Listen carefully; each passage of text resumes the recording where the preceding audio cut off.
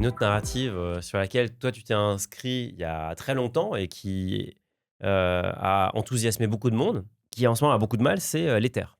T'en Tout parlais à tout à fait. l'heure, d'ailleurs, tu as dit le deuxième, t'as pas voulu dire le. C'est celui dont on ne prononce plus le nom, c'est C'est Voldemort en fait. Voldemort. L'Ether, c'est Voldemort. Je rappelle, ATH, enfin all-time high, fin 2021, et depuis, le Bitcoin a fait plus 70%, tu l'as dit, l'Ether a fait moins 45%. Donc c'est vraiment cata, quoi.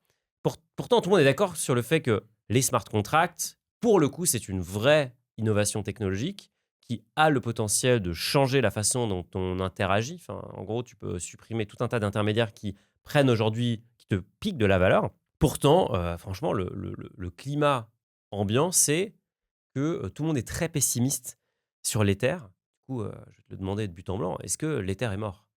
Je ne pense pas. D'ailleurs, quand il est descendu à 1 480 $, c'était la question. C'est l'une des vidéos sur ma chaîne qui a le mieux marché depuis un petit moment, Je m'en souviens, je l'avais regardé. dans lequel je prends le bet et moi je dis non, moi je tiens ma position. Pour 3 raisons. La première, j'en ai beaucoup trop. Non, mais j'y ai tellement cru, j'ai tellement été indexé à ça et j'ai tellement gonflé ma position que j'ai même fait quelque chose. J'étais surpris de voir Bitcoin décoller aussi haut, aussi fort. Parce que j'avais sous-estimé la puissance d'un ETF qui viendrait brider la liquidité sur cet actif. Hmm. Et ensuite, j'ai commencé à accumuler de l'Ether. Et j'y crois fondamentalement. Déjà, non seulement je génère un yield, en plus, j'aime bien la façon dont c'est développé. Et ce qui me plaît sur Ether, et ça a été une bêtise, c'est le fait qu'Ether ne suit pas ces petites tendances, ces petits jeux, les mêmes coins, ces bêtises court terme qui amusent les investisseurs. Ether est au-dessus de ça. Ils n'en ont rien à cirer. En tout cas, ils ne financent pas ce genre de choses. Là où Solana, tu as une nouvelle idée d'une tête de chien colorée, mais on va te proposer une gamme de couleurs. Tu vois, on va t'accompagner, on va te proposer un financement. Bah ouais, mais moi j'étais vraiment là en mode la technologie me plaît, ils sont décorrélés de ça, ils sont au-dessus de ça, et c'est ce qui fait que c'est eux qui vont s'en sortir. Bah ouais, mais le marché les a punis pour ça. À un moment, si tout le monde veut quelque chose de ridicule, mets-toi à vendre quelque chose de ridicule, sinon tu seras tout seul avec tes bonnes valeurs. Et c'est exactement ce qui s'est passé avec Ether. Il y a beaucoup d'autres choses, hein. Bon, pour le coup, j'ai fait une bonne vidéo de 40 minutes sur le sujet qui explique vraiment le pourquoi est-ce qu'il y a eu un avant et un après sur Ether, et pourquoi est-ce que j'ai gardé ma position alors qu'aujourd'hui Ether est encore en sous-performance. Mettons moins 45%, c'est les chiffres actualisés. On est descendu beaucoup plus bas. Car quand Bitcoin, du coup, quitte les 15 000 $ pour toucher les 110 000, l'Ether est descendu alors que son ATH était à 4 000 $. Il ne l'a jamais réatteint et il est descendu à 1400. Et là, ta quantité, enfin ton manque à gagner entre Ether et Bitcoin, Monstrueux.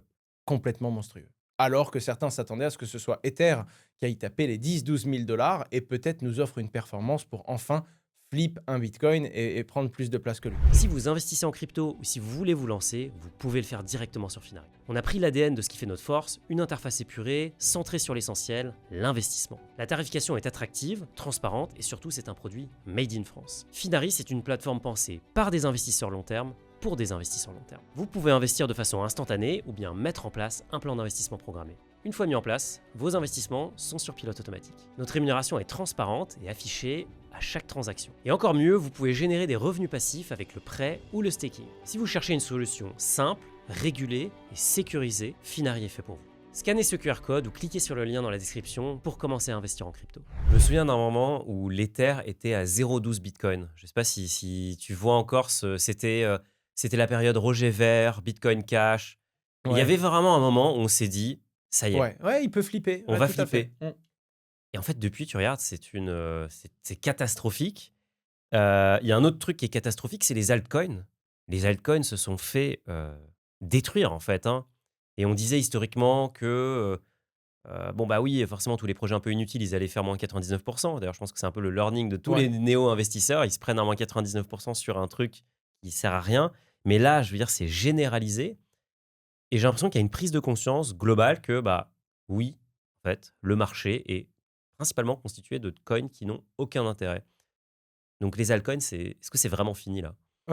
Je pense pas que c'est vraiment fini parce que comme toute classe d'actifs, il y en aura des bons, il y en a qui vont défendre et puis il y en a tellement aujourd'hui qu'on pourrait, si on se concentre, citer 50, 100 projets avec des vraies valeurs et qui vont réussir à s'en sortir.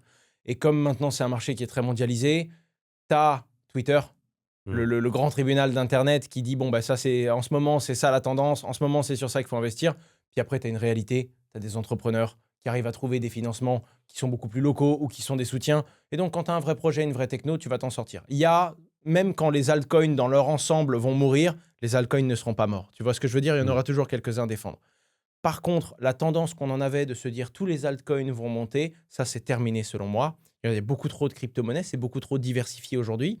Par contre, oui, on ne connaîtra plus, je pense, de cycle aussi dingue qu'on l'a connu sur le passé, où n'importe quelle crypto-monnaie, s'il suffit qu'elle soit adossée à la blockchain, se valorise. Ça, c'est terminé et c'est ce qui fait que ça excite beaucoup moins les débutants.